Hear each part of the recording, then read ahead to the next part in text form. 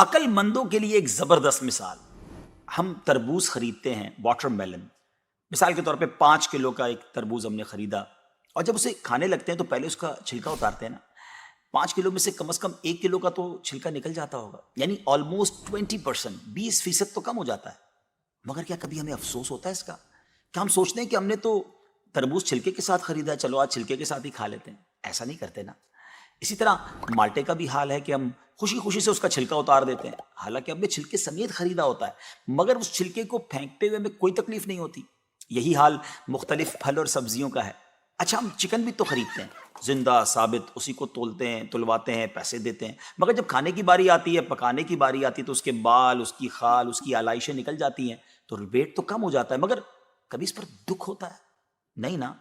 تو پھر 40,000 میں سے 1,000 دینے پر، 1,00,000 میں سے صرف 2,500 دینے پر ہمیں کیوں بہت تکلیف ہوتی ہے؟ حالانکہ یہ صرف 2.5% تو بنتا ہے، یعنی 100 روپے میں سے صرف 2.5 روپے. یہ تربوز، کیلے، آم اور مالٹے کے چھلکے اور گٹلی سے تو بہت کم ہے نا. اسی تو زکوٰۃ فرمایا گیا. ہاں، ایک اور بات، سال میں ایک ہی بار دینا ہوتا ہے. مالٹے کا، تربوز کا تو ہر بار چھلکا اتارنا ہوتا ہے نا. یہ 100 روپے میں سے 2.5 روپے یا 1,00,000 میں سے 2,500 روپے سال میں ایک ہی بار دینا ہوتا ہے، اور اسی کو زکوٰۃ کہا گیا. کیا برکت والا کام ہے یہ. مال بھی پاک، ایمان بھی پاک، دل اور جسم بھی پاک، اور معاشرہ بھی خوشحال. اتنی معمولی رقم، یعنی 40 روپے میں سے صرف 1 روپے، اور فائدے کتنے زیادہ، اجر کتنا زیادہ، برکت کتنی زیادہ. تو اب اپنی زکوٰۃ ہم نے پوری دینی ہے. اپنی زکوٰۃ اپنی دعوت اسلامی کو دیجیے، اور دین متین کی خدمت میں اپنا حصہ ڈالیے.